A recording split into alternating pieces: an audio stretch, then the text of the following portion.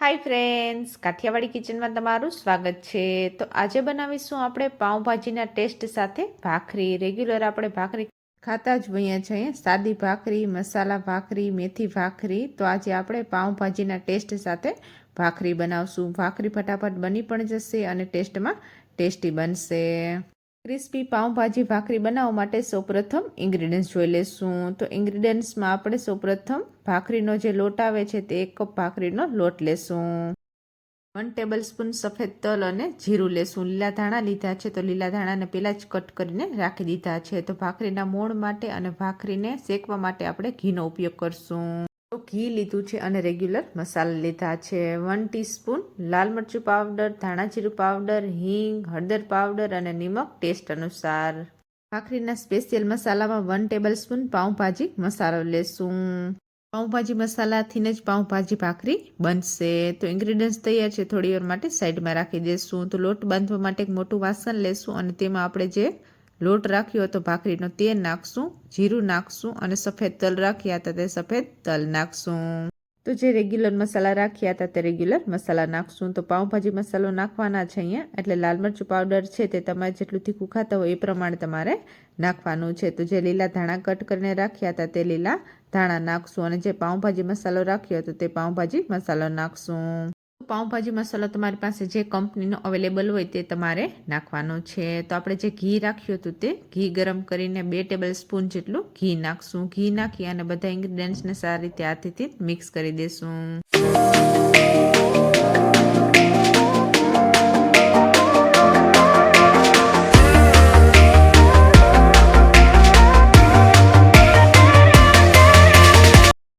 Regular આપણે જેમ ભાખરીનો લોટ બાંધીએ છીએ તે જ રીતે આપણે લોટને બાંધી લેવાનો છે. તો 1 વાટકી આપણે પાણી લેશું. તો પહેલાં આપણે અડધા ભાગનું પાણી નાખશું. પાણી નાખી અને લોટને બાંધી લેશું. તો લોટ બાંધો છો ત્યારે તમારે ખાસ ધ્યાન રાખવાનું છે કે પાણી એક સાથે લોટમાં નથી નાખવાનું. પહેલાં આપણે અડધા ભાગનું પાણી નાખવાનું છે. જરૂર પડે તો જ આપણે બીજું પાણી નાખવાનું છે. તો થોડું થોડું પાણી નાખતું જવાનું છે અને લોટને બાંધતું જવાનું છે. એકસાથે તમે પાણી નાખશો તો પાણી છે તે વધી જશે. 1 કપ લોટમાં 1 વાટકી પાણી જોશે નહીં, પાણી છે તે વધશે. તો જેમ આપણે રેગ્યુલર ભાખરીનો લોટ બાંધીએ છીએ તે જ રીતે આપણે આ ભાખરીનો લોટ બાંધી લેવાનો છે. તો મોણ માટે ઘીનો ઉપયોગ કર્યો છે. ઘીની જગ્યાએ જો તમારે તેલનો ઉપયોગ કરવો હોય તો તમે તેલનો ઉપયોગ પણ કરી શકો છો. તો આ રીતે ભાખરીના લોટને બાંધી લેવાનો છે. તો લોટ સારી રીતે બંધાઈ ગયો છે. તો 5 મિનિટ માટે આપણે ઢાંકી અને રાખી દઈશું. તો 5 મિનિટ થઈ ગઈ છે, ખોલી અને જોઈ લેશું. તો લોટ બાંધીને રાખ્યો તો તેમાંથી આપણે લુવા બનાવી લેશું. તો ભાખરી તમારે નાના મોટી બનાવી એ પ્રમાણે તમારે લોટ લેવાનો છે અને તેમાંથી તમારે લુવા બનાવી લેવાના છે. તો ભાખરીને વણવા માટે આપણે ગોયણાને હાથેથી પ્રેસ કરી અને સારી રીતે સેટ કરી દેશું. પાટલા ઉપર મૂકી અને આ રીતે આપણે ભાખરીને વણી લેશું. ભાખરી છે તે સાઈડમાં ફાટી જશે તો હાથની મદદથી આપણે આ રીતે સીલ કરી દેશું કિનારીને. બધી ભાખરી એક સરખી અને એક સાઈઝમાં બને તેના માટે આપણે એક વાટકો લેશું અને વાટકાને આ રીતે ભાખરી ઉપર પ્રેસ કરી અને ભાખરીનો કિનારીનો ભાગ છે તેને આપણે કાઢી લેશું. આ રીતે તમે ભાખરી બનાવશો તો ભાખરી છે તે સાઈઝમાં એક સરખી જ બનશે. તો જો તમારે નાની નાની બિસ્કિટ ભાખરી બનાવવી હોય છે તો તેના માટે તમે ગ્લાસનો ઉપયોગ પણ કરી શકો છો.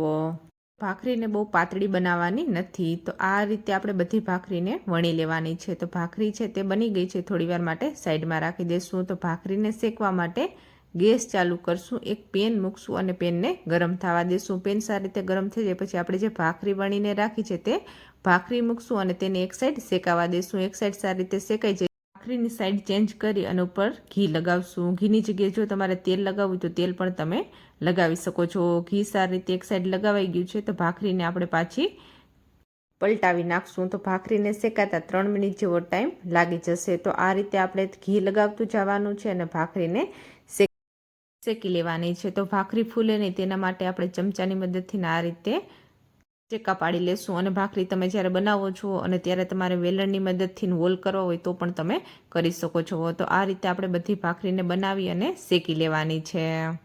ભાખરી તમારે કેટલી ક્રિસ્પી રાખવી છે એ પ્રમાણે તમારે શેકવાની છે. તો તૈયાર છે પાઉંભાજી ભાખરી. આ ભાખરીને તમે ટ્રાવેલિંગમાં પણ લઈ જઈ શકો છો. તો આ ભાખરીને તમે દહીં, લસણની ચટણી કે પછી ચા સાથે ખાશો તો ભાખરી ટેસ્ટમાં ટેસ્ટી લાગશે.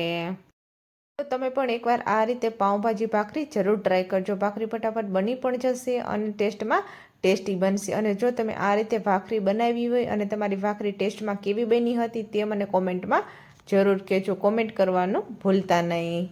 તો રેસીપી સારી લાગી હોય, ચેનલમાં નવા હો અને ચેનલને સબસ્ક્રાઈબ ના કરી હોય તો ચેનલને લાઇક કરજો, શેર કરજો, કોમેન્ટ કરજો અને આવી જ નવી રેસીપી જોવા માટે ચેનલને સબસ્ક્રાઈબ કરજો. સબસ્ક્રાઈબ કરવાનું ભૂલતા નહીં. Thank you. મળીએ આપણે નેક્સ્ટ રેસીપી સાથે.